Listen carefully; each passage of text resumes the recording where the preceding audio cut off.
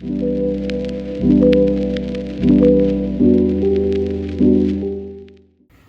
and welcome to another great episode of Everything Imaginable with Hackley Public Library. I am Mallory Metzger, the Community Engagement Coordinator here at Hackley Library. And then we have my co-host. Hi, I'm Christina LeVay Rowland. I am the Outreach Programming Librarian, but we have a very special guest with us today. Go ahead and introduce yourself.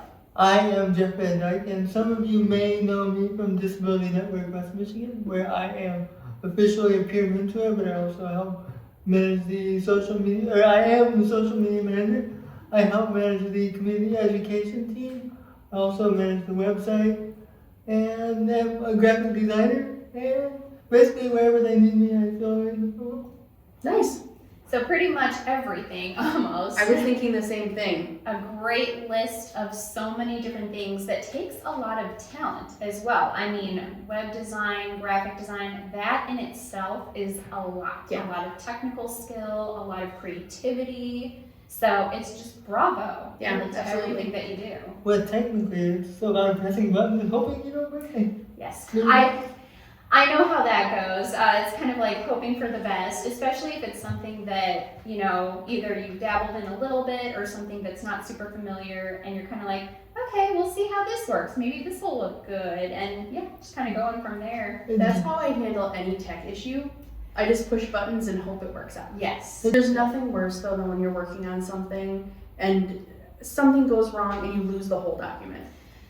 Oh, that terrifies me. I hate when that happens. I remember that would happen in school. You'd lose like your whole paper. Yes. Yes. Yeah, that's not good. I'm having like war flashbacks now. I was going to say that. I can picture a time when that happened to me in Yeah. school. And it worked out fine, but I spent the whole night. I stayed up the whole night rewriting my paper because the computer had crashed or Yeah, something. That's evil. That's Yes. why, It's evil. that's why there needs to be still that little, I don't know if you guys remember, but the little clip art little guys, like the yes. safety pin and The the, safety clip. and Yes. the cat and the, I do remember I don't that. know what else there was besides the cat. There was something else. Well, there was the safety clip, and I guess I don't really remember the cat. It was- specifically. I do Do you remember the remember cat. the I don't cat? remember what its name was, but I do remember it. Okay. This is a real blast from the Yeah. past. I know. Save Diving your, into the past. save your kitty. Yes. Yes. So some of you actually might recognize Jeff because he was part of our Hackley Humans program Mhm. that we did about a year ago now. Yeah. Do you want to talk a little bit about that? You were here before I Yeah. was to get that going. So Hackley Humans, it was a great way to get to know people in the community. Mhm. People who really make differences in the community, people who have a lot of awesome things to say, people who can inspire. And so we asked a lot of different people from the community to come to Hackley and just have great interactions and conversations. And it was, the Hackley Humans, it was career conversations. So it was kind of talking about, what they do in their life, things that they've accomplished, what they're affiliated with. And again, just a great way to get to know people in our very own Muskegon community. Yes, and the participants were called Human Books. Yes. So it was like checking out a book to read, but you're talking to the person. Yeah. So would you mind talking a little bit about what it was like to be a human book? So being a human book it sounds weird on the surface, because you don't really know what that means. Hey, somebody gets to come check me out for free. That doesn't mean what it sounds like. Or maybe it does. Depends which library you go to. But being a human book is a privilege because depending on, well actually, no matter where you come from or what you do, it's a chance for people to safely just ask questions and get to know not only whatever your title is, like if your title is something disability related, then it's a safe space for them to ask or be curious and learn. And it just brings people together and helps chip away at that stigma little by little, because that's how we make the world a better place, is by giving people platforms and opportunities to safely learn about each other in safe environments. And for me, probably the biggest privilege of a lifetime is to be able to use my life and my story to not only help the current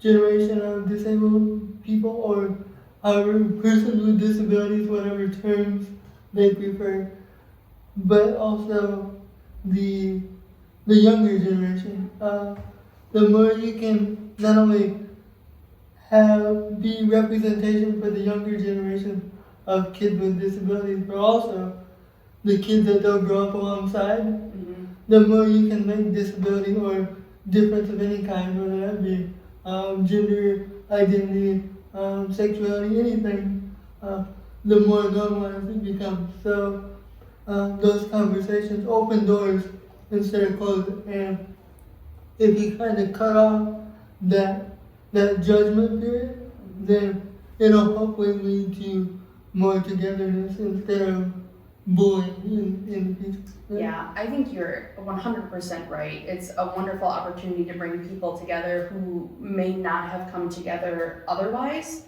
So I think that it's an awesome program, and we loved having you as part of it. And we love having you here today too, and it's really nice that you will come hang out with us. Yeah, we always love hanging out with Jeff though. Yeah. He's amazing. But you know, it is true though. I like what you said about having a program like that. It gives people the chance to come and interact in a situation where maybe they wouldn't have had the opportunity otherwise. You know, they might not have had the chance to meet some of these people that were at our program and to learn their stories and become inspired by their stories. Because when people see specific things like disability, it's such a, doesn't matter what the disability is, usually disability is a wide spectrum. So when people see the word disability next to it, a bunch of things automatically come to mind, and they're like preconceived stigmas or stereotypes where maybe you met somebody, in my case, let's just say, that have cerebral palsy. Some people can walk with it, some people can't walk, some people use AAC devices, some people maybe you wouldn't notice at all. So it's just such a wide spectrum. So while it's just one case, hopefully it'll open up the dialogue in the future where people may not feel so apprehensive about those interactions later. So Absolutely. anything we can do together to come together to chip away at the stigmas, whether that be disability or anything else that we see happening in the world, is always a positive. And you know, you also have a pretty strong social media presence. I think that might be one of the first places that I met you, but I think we actually had a few people who came to Hackley Humans specifically to meet you because they had known you only through social media at first. Which is it's cool, but it's strange. Well, I know I believe it. Yeah, I know you've mentioned before that sometimes you've had people come up to you and say, "Oh, hey, you know, how are you? I love what you do." And you know, you of course are like, "Oh, you know, it's so great to see you, but remind me how I know you," because you might not know them in person. You maybe have only seen them or interacted with them through social media, or maybe they've just seen you and what you're doing. You haven't actually met, and so kind of explain how that feels. Yeah. The first word that comes to mind is weird. It's always cool to be recognized or known for something that's actually positive. Having a social media following or platform, you know, people get known or are viral or whatever word you want to use for so many different things. Some of them are good, some of them are not so good, some are just, we'll just go with not good. But, you know, for somebody to take the time to follow a post or follow you on to actually want to take time out of their day to meet you, it's kind of wild to me, especially when the person is me, because I've met myself a time or two, and I don't know if I want to do that, but You are so humble. Seriously, you are one of like the funniest, like nicest dudes I've ever met. So I can totally see why people would want to meet you in person. I appreciate it. It's just, you know, anybody that, you know, when you grow up in this, specifically in this position, and maybe it's any position, but specifically in this one where you always, or you never really envision yourself fitting in or or belonging somewhere, and you fast forward to now where people want to follow you. It's a shift in your head. Sure. In some part of your brain, do I deserve this? Like, all these questions go through your head.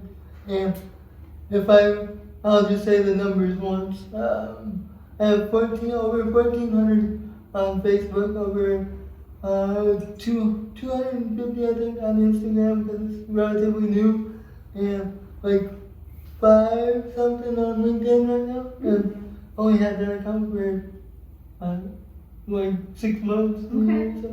So these people come from all over, all different platforms, especially on LinkedIn. They come from all over the world, and they invite you to podcasts and things. And it really, it makes you feel like you might be on the right track. Yeah. Doing something. Yeah, absolutely. But I'm just making it up as I go on. I mean, aren't we all? I was gonna say, I feel like when you have a genuine soul like you do, just making it up as you go, that is extremely inspirational for a lot of people because, as you said, we all are. We are all kind of going at this, learning as we go, living life. And when we are able to meet someone who is genuine, who is humble, but can share so many meaningful things, that makes a huge difference to everyone that comes in contact, with that person. And that's how I feel about you. I mean, I remember when I first met Jeff, I just thought, what great energy, pure kindness, funny, an excellent writer, I might say. Yes. And illustrator. But it's just the way that you use your words. I don't have that gift. I find myself mumbling. I find myself mixing things up, and for you always have such a clear-cut way of explaining things, and you do it in such a graceful way. With humor. Yes, I love it. And so, really and truly, when you say you wonder, are you worthy of, these interactions that you have? Are you worthy of these followings? You are, and then some. Correct. Like, it's 100% true and accurate. And like for me, I'm just glad to know you. I think it's been wonderful to have you, not only as an acquaintance, but as a friend, and getting to know you more over the years. It's been a joy. Well, you're stuck. Yes. I think I met, if I remember right, Mel and I met over during COVID. Yep. We both belong to the arts and humanities group. The office. So this is an actual story that I never even mentioned before now. I remember hearing Mary talk about different things. I don't know what it was specifically, but I remember sitting on the other side of the computer because we were stuck there for decades. When I heard her speak about different things, because what we would do is all gather together from different corners of the artverse, and we would talk about what we were trying to do and what we were trying to do going forward, and different things like that we were doing personally. Melanie was one of the people that stood out to me as somebody that I wanted to know. And then fast forward, I think, if I'm not mistaken, we may have met in person at MCC. I think so. For another one of it was for the Humans of Muskegon. Gotcha. So it was the Humans of Muskegon. It was another event similar to Hackley Humans. Again, a human library. That was such a great experience, talking to you there, getting to know you more, hanging out with you there. Anytime, we could get in touch in person was always great because, as you mentioned, when we first met, it was all virtual. It's just, not to bring it up too deep, but it was such a weird time. There's people that lost people during COVID, from COVID and from different things, businesses, people lost their jobs. I lost my mom during that span of time somewhere in there. That pocket is weird, whatever year it was, 2020. So when you're able to take relationships that you built virtually and then see the people outside the square, it kind of reminded you of what humanity was, and I think it's something that we need to, I was going to say hold on to, but get back to. Yeah. Because there's too many people nowadays that seem to have forgotten already what that isolation was like. Because that COVID isolation is everyday experience for people with disabilities. Depending on accessibility and stigma and all those kind of things. Well, then I'm really glad that you brought that up, because that's another thing, accessibility. That is such a huge, important thing in our society today, and I think a lot of people don't realize just how much inaccessibility there still is. Right. When it comes to buildings, when it comes to events, when it comes to, just going down the road, down the sidewalk. I mean, there are so many things that I think people take for granted because they aren't, as informed. And that's something that we really need to continue to bring more awareness to, is having things accessible for everyone. Because everyone has something, that they, kind of want to, I just think it's so important to be aware of that and to grow with that. And disability is one of those things where you hate to word it this way, but it's the only way to get people to understand is if you don't have a disability now, you're going to at some point. It's part of the lived experience, so buckle up because you're joining the car too. It's just a matter of time. So the more things that you can make accessible now, the more not only benefits the current generation, but your generation going forward. And another thing I want to say for people that maybe don't recognize accessibility issues or different things like that, right now, it's not really your fault. You don't know until you know. Right. So what I would ask anybody that watches this that may have questions or they wonder, go ahead and ask them. And if you don't know, now it's something that's more brought to your attention. And the only way to truly know is to experience it firsthand, but also pay attention to the people in the communities. And by people in your communities, I mean like citizens that may, if you see something that looks like maybe there's not a button on the door, or it doesn't work, or there's like a table that's too high, or maybe a bathroom stall is too narrow, or an aisle in a store isn't wide enough. I'm trying to think of anything else that you might encounter every day. Maybe there's like a lip on the doorway that's too high. These are just everyday obstacles.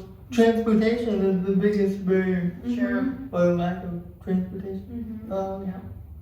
So these things seem small when they don't affect your everyday life, but when you look at it as a whole picture, I wrote a piece a couple days ago about the disability tax, about how much it costs to be disabled, not just from a physical standpoint, but mental, emotional. Like you have to plan ahead.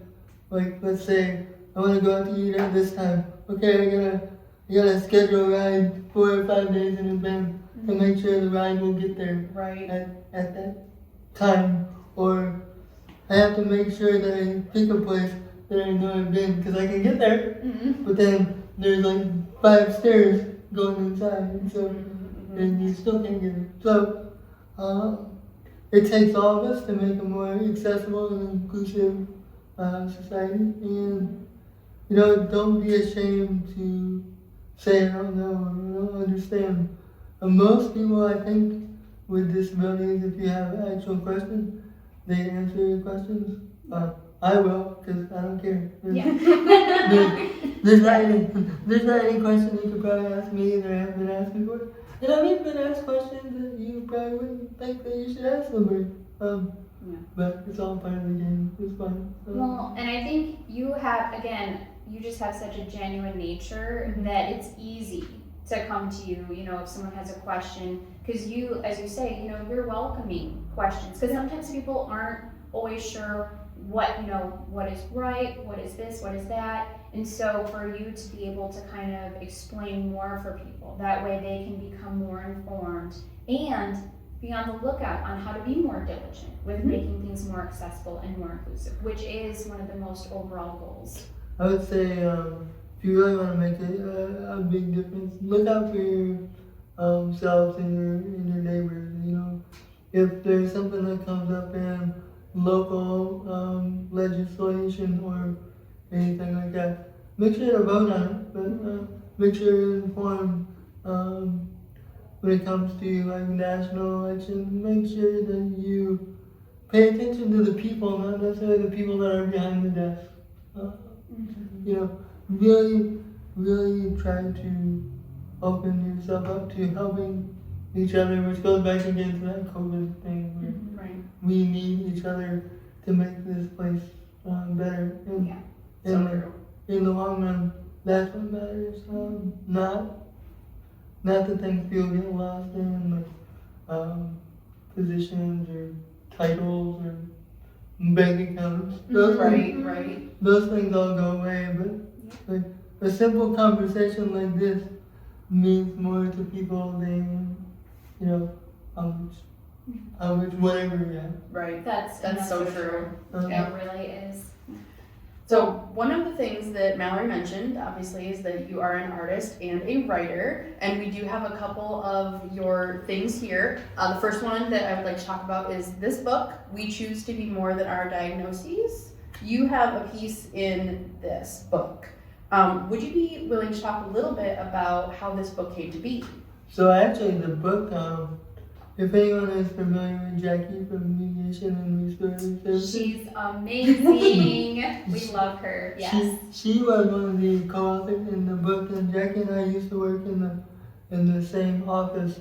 So 2 or 3 years ago maybe, Mediation and Restorative Services used to be in the same office as Disability Network West Michigan. And so sometimes Jackie and I would end up running into each other in the break room kitchen area, and she suggested this like author opportunity here, and so I reached out to Nick, and I'm not gonna say her last name because I would kill it. Okay, understood. Yes. And who is part of the brilliant writers, gifted bipolar writers.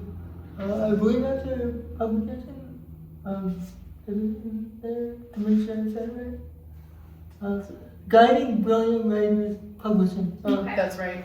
That's a lot of letters and a lot of words. It is. So what's cool about this is I think there's 12 or 15 different authors in there, and we all had a chapter where we were able to speak about our lives and our experiences, not in a way where disability diagnosis tells your whole story, but it gives a foundation, which is why it's more than our diagnosis. Everyone's pictures are on the back, which is nice. 4, 8, 12, 16. So that's close. Nice. Yeah, You're close. In the ballpark. Yes. Numbers. Yes. I hear you on that. But you know, it's cool to be able to take.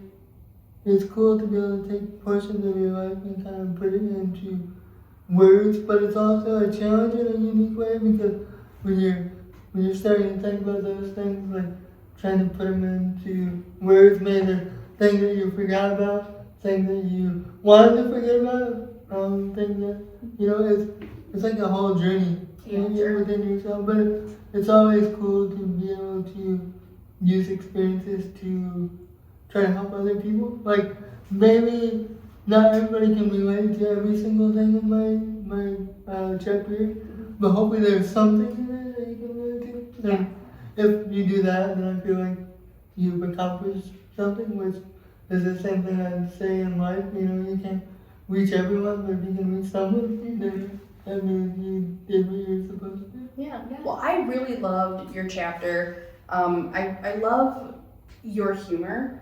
I absolutely just love how you like weave it so effortlessly throughout. You make the piece very approachable, comfortable, fun. But if you would allow me to quote you back to you. Oh, I love the part where it says, I want to be remembered as the guy who could find the funny bone in a pile of adversity, who looked for the silver lining even when it was playing hide and seek behind a thundercloud. Mm-hmm. And I just love that because it feels so much like you. I loved it. I thought it was great. Everyone should read it. it's on Amazon, and yeah, you can check it out. And I'm glad that you brought that up because I didn't know who I knew. I mean, you know, you write so much, sometimes you don't remember all the Right. specifics all the time. Of course. But I do like what you said about how, you know, not everyone might have the same story, but a lot of people are going through similar things just in different ways. And so some of the insight that you shared can translate for someone else's story in a way that you might not even realize. Yes, actually, there was another part in here. Again, sorry not to keep quoting you and you.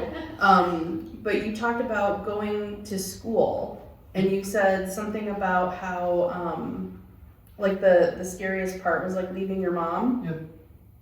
A lot of people experience that when they go to school, you know. So I felt like it was very relatable. Yeah, it's because for a good chunk of my life, my mom was like my biggest advocate. Yes. So, So she was the one that like really drove the bus, literally how it started. So I went to elementary school at Phillips Elementary at the time, which is closed now. But she helped get like a ramp built on the side of the building, like make sure there were lighter doors, so different things like that. My mom did what I do on a job level now, just in a different way, and much more vocal.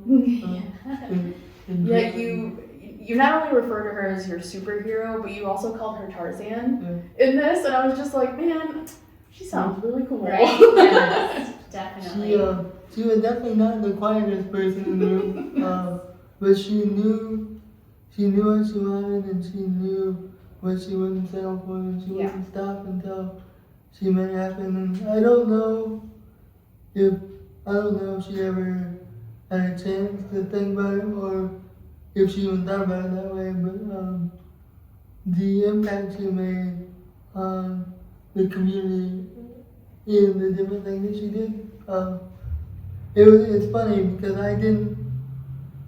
it's weird when you think about a parent, like, I didn't really see my mom as a whole person until she was sick, because I was so used to seeing her, like, go one thing after another.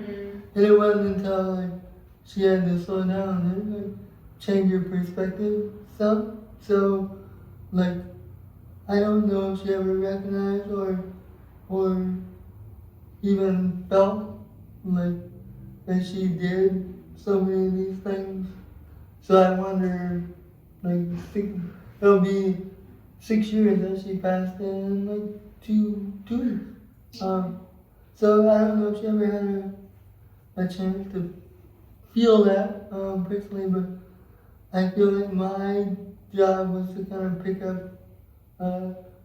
up the sword and kind of carry it forward for so many different people. We don't do things the same way. We're reaching for the same goal. I was going to say the overall goal is the same, and I think that's what the most important part is. You know, regardless of how it's done, the goal and the mission is the same. So I feel like our purpose, and I go back to this again, our purpose as people, no matter where you work, what you do, what you're trying with, our goal is to just help walk each other home again, whatever that looks like to you. So whether it's in a spiritual sense or personal sense, we're all just here to make it easier for the person beside us, and so the more you can advocate for other people, educate them, or just show compassion toward another person, that's what the whole goal is. Absolutely. That's what That's true. they strive to do, hopefully. Yeah, Hopefully, and you do it very well. Agreed. hopefully accomplish it more than that. Well, I think you're doing a great job. Me too. As you are, but you know, of course, we can always strive for more, but you do fabulously. But another thing that we wanted to showcase, So you are also an illustrator. So we have the book here, Sticks and Bones, A New Path, written by Tim Wheeler and of course illustrated by Jeff here. Now this is a really great children's book, but it also is something that is amazing for adults to learn from as well. So it kind of focuses on the path of finding, well, I guess finding your pathway and like finding comfortability, breaking through barriers, doing it with friends. Yes. And kind of finding safety and security amongst those friends. Now, if you can tell us a little bit about how you got involved in this. Yes. So obviously it's a partnership. So written by Tim, illustrated by you. Can you kind of walk us through how this started? How did it happen? So the best of my knowledge, Brad Hastings, our old ADA coordinator, he was working in partnership, or worked with our executive director at the time, and they were looking to make a disability-friendly, like accessible book. I'm not sure if it was Tim's idea first or if it was their idea, but Tim writes a lot of books centered around different hard-hitting topics in like kid form, and so they had an idea in place, and they presented the idea for me to be an illustrator for it. So things worked out, and Tim put together I don't know what you call it, a script, and I was able to try to bring it to life. Eventually, the hardest part was getting the right leg from the left leg every time. Oh yes, yeah, no, that's true. Well, because it's, part of the premise is that Bones is asking if anyone has seen his left leg. And so that kind of how it starts off, and I know what you mean. Sometimes you want to make sure that you're drawing it, correctly, the correct leg on the correct side.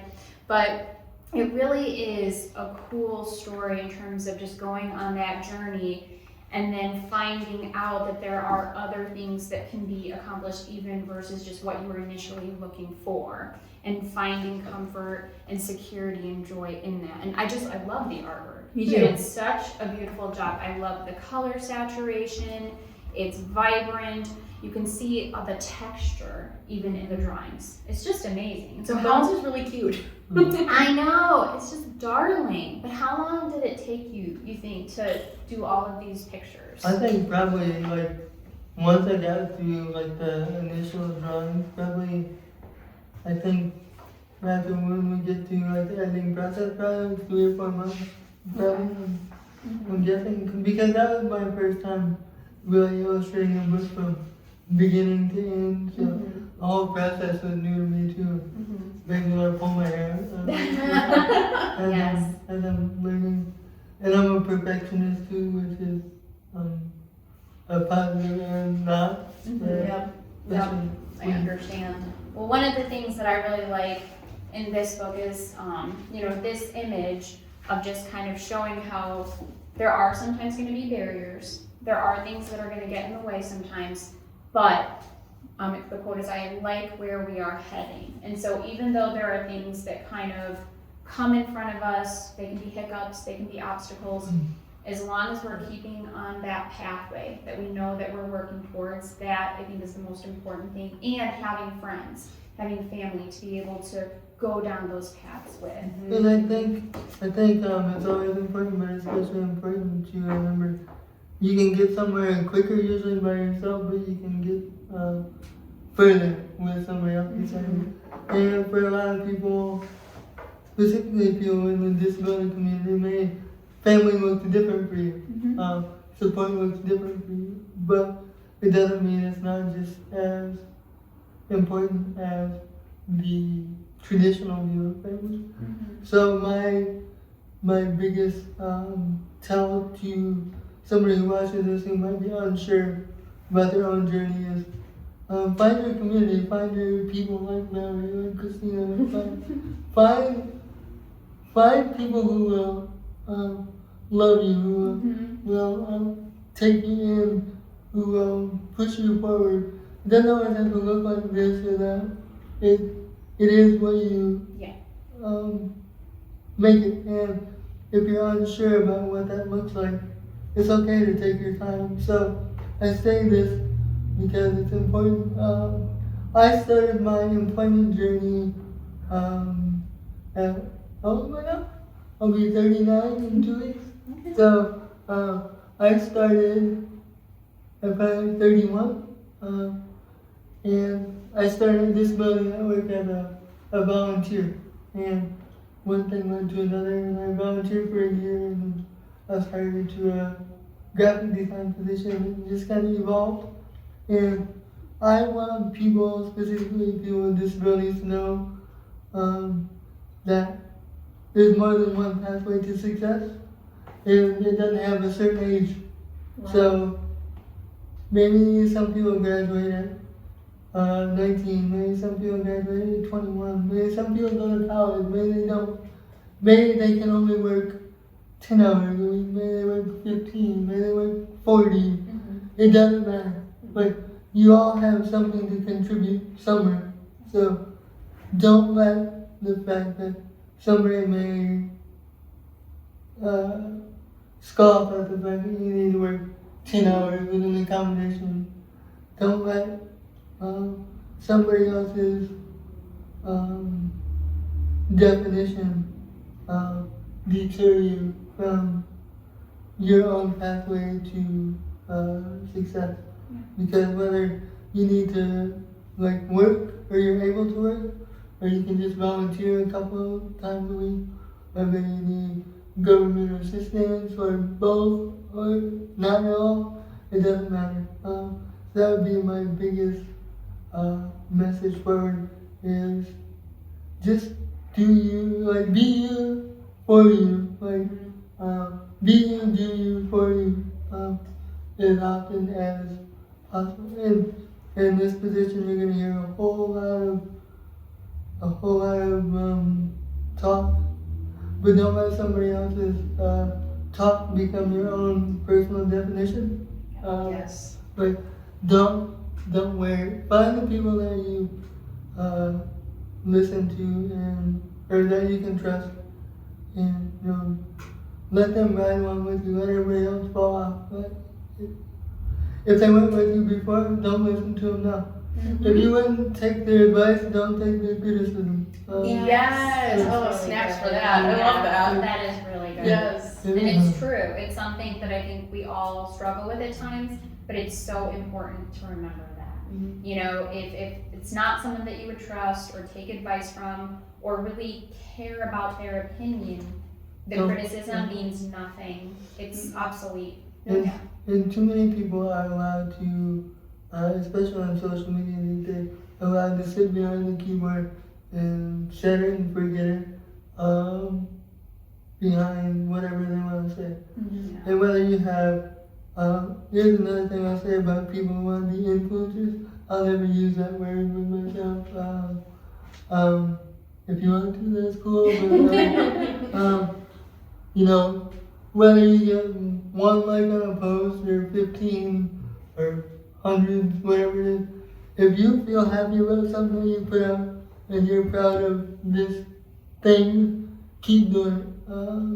Because that one person took whatever you wrote or whatever you said or whatever you did, and they liked it maybe, and you'll probably second guess in your head. Or did they just like it because they were being nice? Who cares? But start small and work toward whatever your goal is. So if it's social media, then do it, but do it with the mindset of you're gonna have people that come along and try to just poop in your sandbox. Yes. Don't be afraid to use a block button. Don't be afraid to not listen to those voices. And I only brought that up because I know kids nowadays, specifically younger people, social media is everywhere. It's non-stop. And I know bullying was a thing when I was in school, but nowadays with the non-stop social media cycle, I know it's especially dangerous. So don't let somebody else's opinion become your whole identity. So true. That's what I'm saying about people on their own journey of discovery, whether it's online or offline, just keep doing your own thing and see how it shakes out. See, this is what I mean. There's a lot of profound knowledge and insight and experience that comes from you. And for you to be able to share that with everyone, with me, it's really cool. So I really appreciate you coming on and, sharing your insight, sharing about your story, sharing about your experiences, the amazing things that you do in the community, and the things that you do for yourself that you love. I mean, like you said, do what you love and just kind of let the rest fall away. And you don't even realize it at first, but doing the things that you love and being who you are, it is so impactful for everyone else. So you impact people every day. True. The more you do your own thing, the more the right people will follow you. Yep. Learn. So it's a privilege to be here with you guys and make noise in this room. Yes. Yes. Well, thank you so much for being here with us today and just being part of our lives. We appreciate you.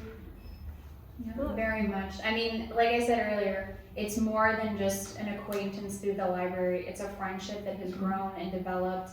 And, I'm grateful. I know Christina is. So thank you so much for joining us on the podcast today. Okay. I'm looking forward to doing it again. Yes. Yes. Absolutely.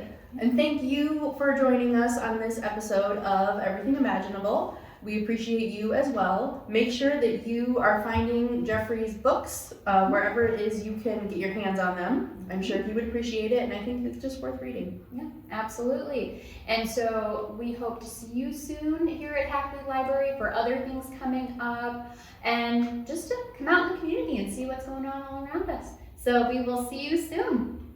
Bye.